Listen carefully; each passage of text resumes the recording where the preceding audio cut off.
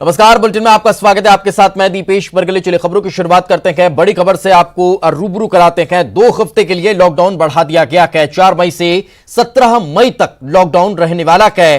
तीसरी बार ये लॉकडाउन बढ़ाया गया है। देश भर में कुछ छूट के साथ ये लॉकडाउन बढ़ाया गया है। ग्रीन जोन में बसों को चलाने की तैयारी की जा रही है।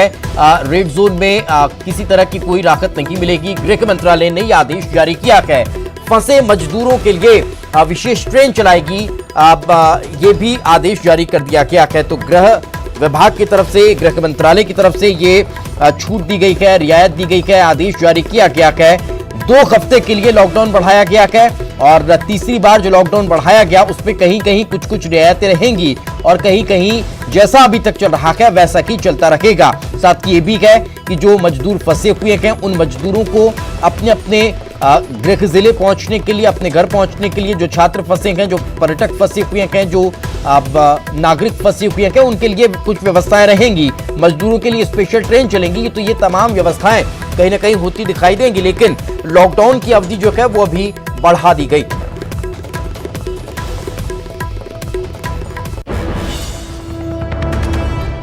देश में 2 हफ्ते के लिए लॉकडाउन बढ़ाया गया है। 4 से 17 मई तक देश में लॉकडाउन रहेगा। गृह मंत्रालय ने गाइडलाइन जारी कर दी है। हवाई, रेल, मेट्रो सेवाएं 17 तारीख तक बंद रहेंगी। सभी शिक्षण संस्थाएं भी 17 तारीख तक बंद रखने वाली है। ग्रीन जोन बसों में 50% सवारियां चल सकेंगी। मॉल, जिम, सिनेमा हॉल सभी 17 तारीख तक बंद रहने वाले हैं। तो इस वक्त हमारे सहयोगी राघवेंद्र हमारे साथ जुड़ चुके हैं। राघवेंद्र, इस लॉकडाउन की मियाद बढ़ाए जाने के बाद अब किस तरह की स्थितियां देखने को मिल रही है छत्तीसगढ़ में? देखिए, छत्तीसगढ़ में इस लॉकडाउन बढ़ाए जाने का असर साफ तौर पे दिखाई देगा, क्योंकि राजधानी रायपुर की अगर बात कर ली जाए तो यहाँ पे रेड जोन पहले से ये घोषित है और उसके बाद जो है केंद्र सरकार ने जो नए निर्देश दिए हैं उसके अंतर्गत भी रायपुर रेड जोन में आ रहा है, वहीं कोरबा ऑरेंज जोन में आ रहा है। इसके अलावा जो बाकी के 25 जिले हैं वो ग्रीन जोन में हैं। तो जाहिर तौर पर उन जिलों में, बाकी के जिलों में राहत जरूर लोगों के लिए रहेगी, लेकिन रायपुर, कोरबा ये 2 जिले ऐसे हैं जहां पे राहत बहुत ज़्यादा नहीं मिलने वाली है। खासकर राजधानी में तो और भी ज़्यादा नहीं मिलने वाली। अभी जिस तरीके के रिस्ट्रिक्शंस हैं लोगों के लिए, चाहे दुकानों को खोलने को लेकर हो या फिर आवाजाही को लेकर हो, वो सारे रिस्ट्रिक्शन बने रहेंगे। और ये जरूर है कि अब मजदूरों के वापसी का जो है रास्ता तय होते दिख रहा है, क्योंकि जिस तरीके से केंद्र सरकार ने मंजूरी दी है, छत्तीसगढ़ में भी बड़ी संख्या में मजदूर हैं जो कि बाहर के प्रदेशों में फंसे हुए हैं। इसके अलावा भी आम लोग जो हैं, कोई अपने रिश्तेदार के यहाँ है, कोई परिवार से दूर है, तो ये तमाम लोग भी आना चाहेंगे। उनके आने को लेकर किस तरीके की सहूलियतें सरकार द्वारा दी जाएंगी, ये देखने वाली बात होगी, क्योंकि स्पेशल ट्रेन जो चलाने की बात केंद्र सरकार ने कही थी उसकी शुरुआत हो चुकी है। अब छत्तीसगढ़ के लिए ये ट्रेनें कब चलती है और दूसरे प्रदेशों से कब वहाँ के मजदूर और दूसरे जो लोग फंसे हुए हैं वो वापस आ पाते हैं, ये देखना होगा। कि 14 दिनों को जिस तरीके से लॉकडाउन बढ़ा है, ऐसे में बहुत सारे लोग जो इंतजार कर रहे थे लॉकडाउन खत्म होने के बाद अपने घरों तक लौट पाएंगे, चाहे वो मजदूर हों या फिर कर्मचारी हों या फिर दूसरे तमाम लोग हैं, जो भी संबंधित लोग हैं, वो वापसी के लिए उनकी दिक्कतें और बढ़ जाएंगी। तो जाहिर है लॉकडाउन 14 दिन बढ़ के करीब 54 दिनों का केंद्र सरकार के द्वारा दिए गए निर्देश के अंतर्गत ये लॉकडाउन हो रहा है। और छत्तीसगढ़ में बात कर ली जाए तो 57-58 दिनों से ये लॉकडाउन कंटिन्यू जारी रहेगा। ऐसे में आर्थिक मोर्चे पर भी राज्य सरकार की ओर से पहल की जा रही है, केंद्र सरकार से मदद मांगी जा रही है। तो ये तमाम चीजें जो है देखने को मिल रही है। राज्य सरकार बिल्कुल कहीं कहीं कुछ रियायतें भी दी जाएंगी, इस तरह की भी खबरें निकलकर सामने आ रही हैं। साथ में रखें, लॉकडाउन 3.0 में कुछ रियायतें मिलेगी। ग्रीन जोन में शराब और पान की दुकानें भी खुलेंगी। दुकान में पहुंचे लोगों के बीच 6 फीट की दूरी होना अनिवार्य रहेगा। एक दुकान में 5 से ज्यादा लोगों की मौजूदगी नहीं होगी। तो ये कुछ शर्तों के साथ रियायतें अब आपको देखने को मिलेगी ग्रीन जोन में। तो ये चीजें भी अब थोड़ी थोड़ी स्पष्ट होती चली जा रही है।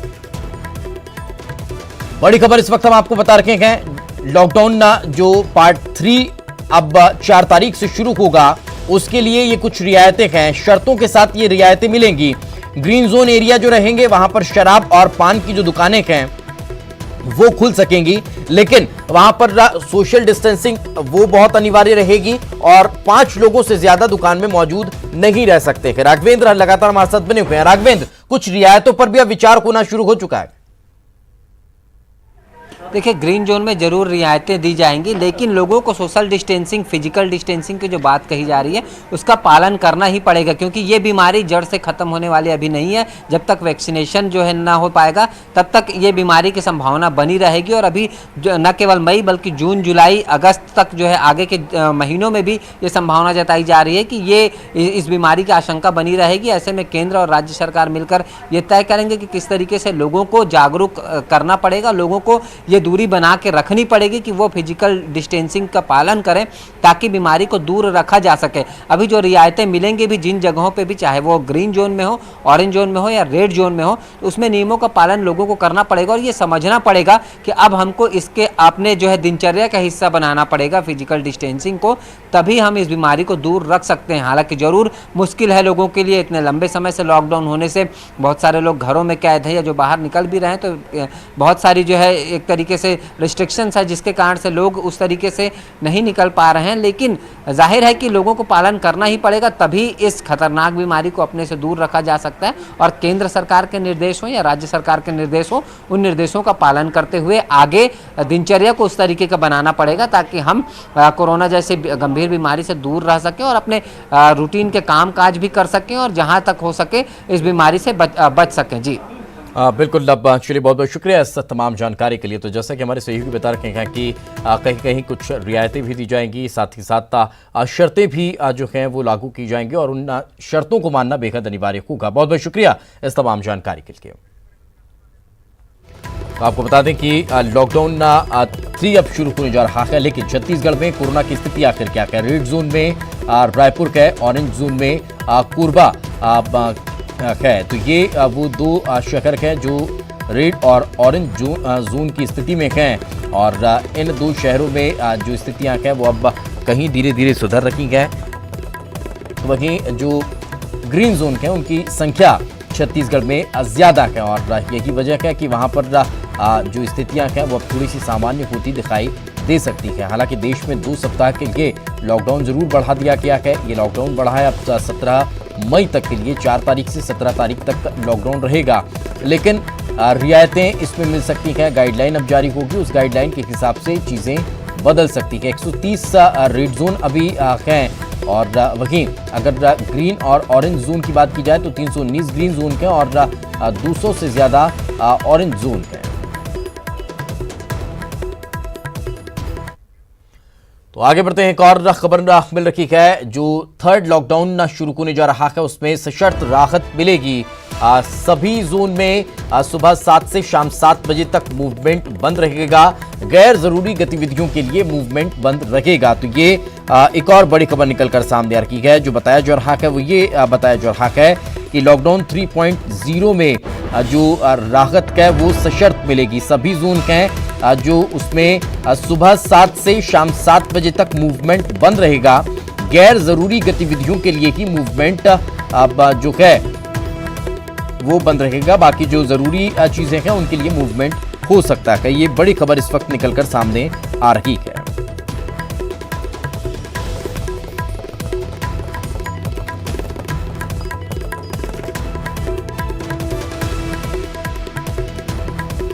तो जो लॉकडाउन पार्ट 3 अब 4 तारीख से शुरू होने जा रहा है, उस लॉकडाउन पार्ट 3 में सशर्त राहत दी जा रही है। उसमें जो राहतें मिलेंगी वो थोड़ी शर्तों के साथ होंगी। जैसी अभी स्थिति थी उससे थोड़ी राहत मिल सकती है, लेकिन वो जो राहत है वो शर्तों के साथ मिलेगी। व्यवस्थाएं थोड़ी परिवर्तित हो सकती है, चीजें धीरे धीरे सुधर सकती है।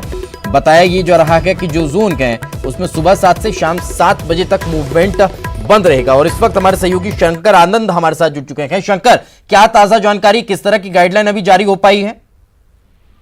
देखिए, लॉकडाउन जिस तरह से 2 सप्ताह के लिए बढ़ाया गया है, इस मामले पर अब काफी चीजें जो वो की जा रही हैं। हालांकि जिस तरह से बकायदा लोगों की बुनियादी चीजों को ध्यान में रखा जा रहा है सबसे कि किस तरह से वहां पर आम लोगों को ज्यादा दिक्कत ना हो, तो इसके लिए जो मजदूर और खास तौर पर जो छात्र छात्राएं हैं उसके लिए कई विशेष ट्रेनें जो है वो चलाई जा रही हैं और उसका खर्च राज्य सरकार वहन करेगी। जैसे आज बात करें, अगर मध्य प्रदेश की बात करें या दूसरे राज्यों की बात करें तो कई राज्यों में बकायदा राज्य सरकार जो है विशेष ट्रेनें चलवा रही है और उसका पूरा पैसे का वहन भी कर रही है।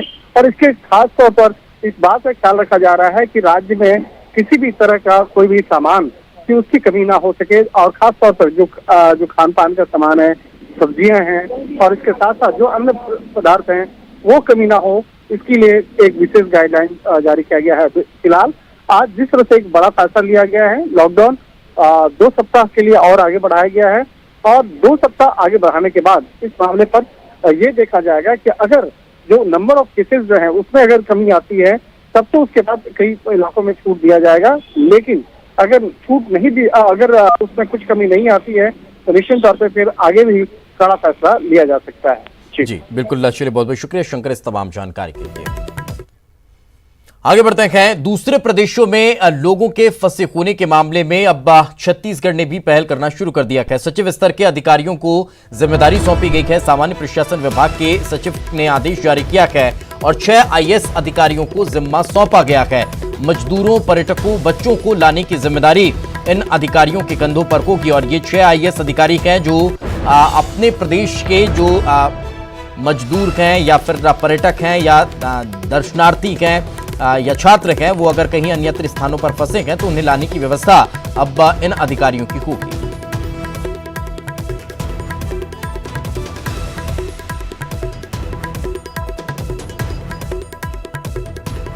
और इस वक्त हमारे सहयोगी सुरेंद्र हमारे साथ जुड़ चुके हैं। सुरेंद्र, क्या ताजा जानकारी, कौन कौन से वरिष्ठ अधिकारियों को जिम्मा सौंपा गया? दीपेश, जिस तरह से जो अन्य राज्यों में जो लोग फंसे हुए हैं, चाहे वो तीर्थयात्री हो, चाहे यहाँ के मजदूर हो, चाहे जो यहाँ से गए हैं किसी अन्य जिलों में जाके फंस गए हैं, तो उनको लाने के लिए जिस तरह से अलग अलग जो 6 वरिष्ठ सचिव स्तर के अधिकारी हैं, जिसमें सुरमनी बोरा वो हैं, साथ ही जो कमलप्रीत सिंह है और अलग अलग कैडर के जो IAS हैं जो सचिव लेवल के हैं, उनको ये जिम्मा सौंपा गया है।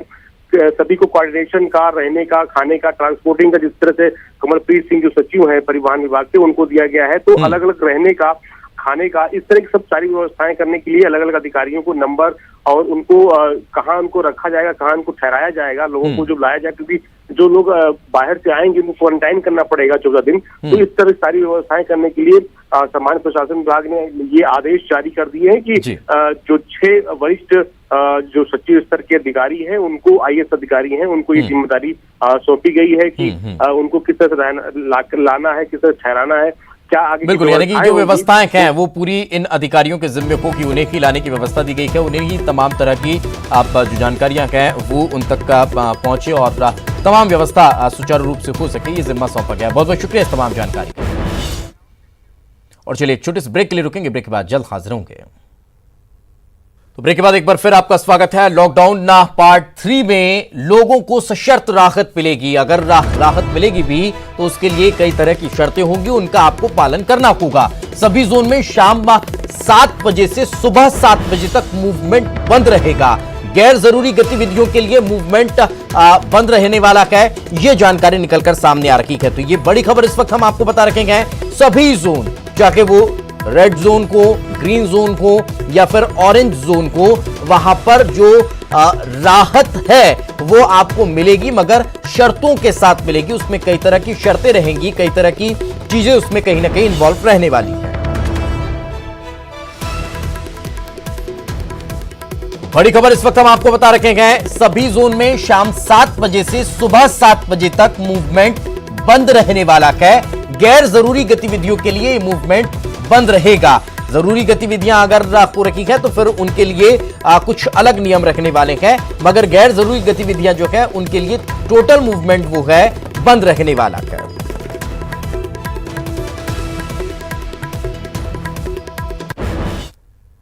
लॉकडाउन की वजह से छत्तीसगढ़ के 1,08,000 मजदूरों की जो दूसरे राज्यों में फंसे हुए हैं, जिन्हें वापस लाने की तैयारी चल रही है। बघेल सरकार सभी मजदूरों की छात्रों की तरह घर वापसी की कवायद में जुटी हुई है। गौरतलब है कि देश के 21 राज्यों और 4 केंद्र शासित प्रदेशों में ये मजदूर फंसे हुए हैं। सीएम भूपेश बघेल के आदेश के बाद श्रम विभाग दूसरे प्रदेशों में फंसे हुए मजदूरों को लाने की तैयारी कर रहा है। वहीं छत्तीसगढ़ में भी दूसरे राज्यों के मजदूर फंसे हुए हैं, जिन्हें राज्य सरकार ने शिविर में रखने की व्यवस्था की है और उन्हें जरूरी सुविधाएं मुहैया कराई जा रही। देख, कोटा के बच्चों को हम ला रहे हैं और उसी समय हमने गृह मंत्रालय को पत्र लिखा था, न केवल विद्यार्थियों को बल्कि हमारे जो मजदूर हैं जो अन्य राज्यों में रुके हुए हैं उनको भी लाने का हमको अनुमति दी जाए। जो मजदूर फंसे हुए हैं उनके भी नाम सूचीबद्ध कर रहे हैं, किस प्रदेश के किस किस ज़िले में कितने कितने मजदूर फंसे हुए हैं और वो आना चाहते हैं, तो उसके भी सूचीबद्ध करेंगे और सूचीबद्ध करके उनको लाने की व्यवस्था हम करेंगे। सीएम भूपेश बघेल ने दूसरे राज्यों में फंसे छत्तीसगढ़ के मजदूरों को वापस लाने की कोशिश तेज कर दी है। इसी कड़ी में सीएम भूपेश बघेल ने केंद्र सरकार को पत्र लिखकर स्पेशल ट्रेन चलाने की मांग की है और छत्तीसगढ़ के मजदूरों को वापस लाने में मदद की गुहार लगाई है। सीएम भूपेश बघेल ने इस बात की जानकारी ट्वीट के जरिए दी है। पीएमओ इंडिया को लिखे पत्र में बघेल ने मजदूरों को हो रही दिक्कतों का हवाला दिया है।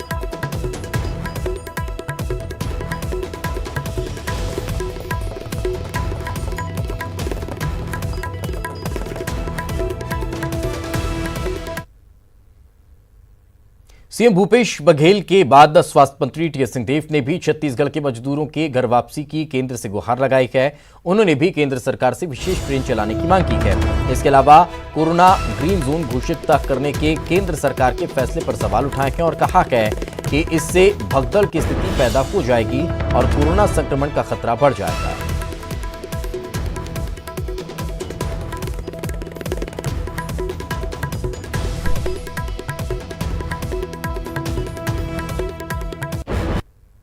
मुख्यमंत्री भूपेश बघेल ने प्रधानमंत्री नरेंद्र मोदी को पत्र लिखा है और उधार की सीमा जीएसडीपी के 6% और वित्तीय घाटा 5% करने का अनुरोध किया है।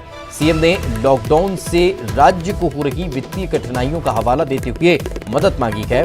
सीएम भूपेश बघेल ने पत्र में लिखा है कि 22 मार्च से लागू तालाबंदी के कारण राज्य के सामने वित्तीय कठिनाइयां आ रही हैं।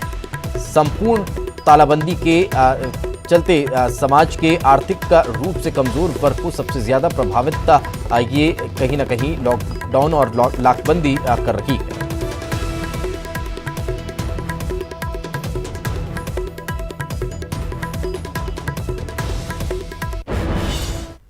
छत्तीसगढ़ वासी प्रदेश सरकार और स्वास्थ्य विभाग अच्छी तरह से कोरोना से जंग लड़ रहे हैं।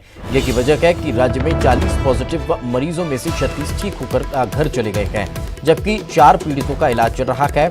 लेकिन कुछ लोग अभी भी लॉकडाउन और इस महामारी को हल्के में ले रखे हैं। ऐसे में लॉकडाउन खुलता है तो संक्रमण का खतरा भी बढ़ सकता है। थोड़ी सी छूट की वजह से पुलिस को कई तरह की परेशानियों का सामना करना पड़ रहा है। स्वास्थ्य मंत्री टीएस सिंहदेव भी मानते हैं कि लॉकडाउन पूरी तरह नहीं खुलेगा और खुला भी नहीं, 2 सप्ताह के लिए बढ़ा दिया गया है।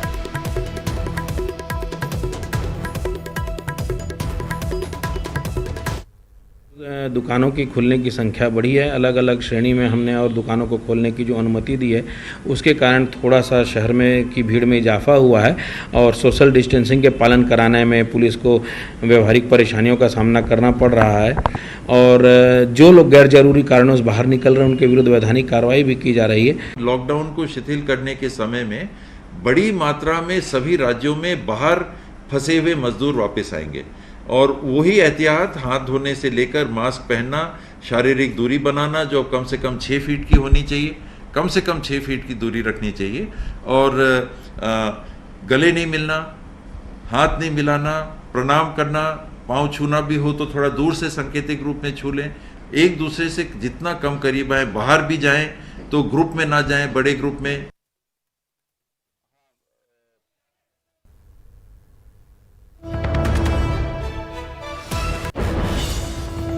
हैदराबाद में फंसे छत्तीसगढ़ से आए श्रमिक लॉकडाउन में फंसे हुए हैं। छत्तीसगढ़ के श्रमिक करीब 1.5 महीने से इन्हें काम नहीं मिल रहा है। श्रमिकों के पैसे खत्म हो चुके हैं, भोजन की दिक्कत हो रही है। तेलंगाना सरकार से मदद नहीं पहुंच पा रही है। श्रमिक का छत्तीसगढ़ सरकार से अब गुहार लगा रखे हैं। घर वापसी के लिए उन्होंने गुहार लगाई है।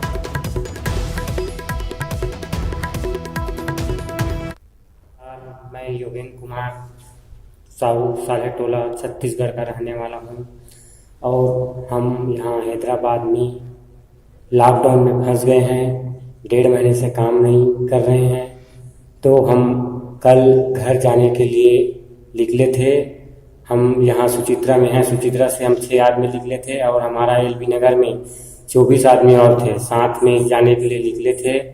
और वहाँ मिर्चल से आगे चले गए थे हम लोग, और वहाँ शाम 8 बजे हमारा लोग लारी से कच्चा माल ले जाने वाले लारी से हम लोग जाने वाले थे, लेकिन लारी आने के पहले हमें पुलिस वालों ने पकड़ लिया और हमें वापस ला लिया। तो हम और एक बड़ी खबर सूरजपुर से कोरोना को लेकर बड़ी खबर सूरजपुर में कोरोना के 3 और मरीज मिले हैं। जुजावल कैंप में मौजूद मजदूरों के संपर्क में ये आए थे। ये बड़ी खबर निकलकर सामने आ रही है। सूरजपुर में कोरोना के 3 और नए मामले सामने आए हैं। जुजावल कैंप में मजदूरों के संपर्क में ये लोग आए थे और तीनों कोरोना पॉजिटिव पाए गए। सूरजपुर से इस वक्त की बड़ी खबर और ज्यादा जानकारी के साथ हमारे सहयोगी वरुण हमारे साथ जुड़ चुके हैं। वरुण, क्या ताजा अपडेट फिलहाल? और अभी के जो हालात हैं, जिस तरह से ये जो तीनों अभी जो कोरोना पॉजिटिव जो निकले हैं, इनके 2 दिन पहले इनके सैंपल जो है रायपुर भेज दिया गया था। और अब ये इनमें से जो पॉजिटिव 3 केस आए हुए हैं, जिस तरह से जिले के कलेक्टर दीपक सोनी ने पुष्टि की है कि इनमें एक आरक्षक शामिल है और एक सचिव, और एक जो सबसे महत्वपूर्ण है वो रसोइया है जो वहाँ खाना बनाता था। तो ये सबसे बड़ा चीज है कि इन तीनों के पॉजिटिव आ जाने के बाद से जिला प्रशासन अब वहाँ पूरी टीम ही पहुंच गई जजावल, और ये लगातार उन कांटेक्ट हिस्ट्री को निकाल रही है कि और भी जो इनके साथ में थे, क्योंकि पहले से ही वहाँ पर जो सुरक्षा के मापदंड की दृष्टि से जैसे पूरे गांव में ही सुरक्षा बना दिया गया था। बिल्कुल, कहीं ना कहीं सुरक्षा तो कर दी गई थी, लेकिन उसके बाद भी अब ये 3 और नए मामले सामने आए। बहुत बहुत शुक्रिया इस तमाम जानकारी के लिए। कोरोना को लेकर कोई कंफ्यूजन न रखे, लोगों को सही और सटीक जानकारी मिलती रहे, इसी वजह से न्यूज 18 ने कोरोना कंट्रोल रूम तैयार किया है, जहां पर हम दर्शकों के मन में उठ रहे सवालों के जवाब अपने एक्सपर्ट और डॉक्टर के जरिए देने की कोशिश कर रहे हैं। इसी कड़ी में आज हमारे साथ जुड़े हैं दिल्ली से डॉक्टर मोहसिन वली, जिन्होंने दर्शकों के मन में उठ रहे सवालों के जवाब दिए। आप जवाब सुनिए और मुझे इजाजत दीजिए। नमस्कार।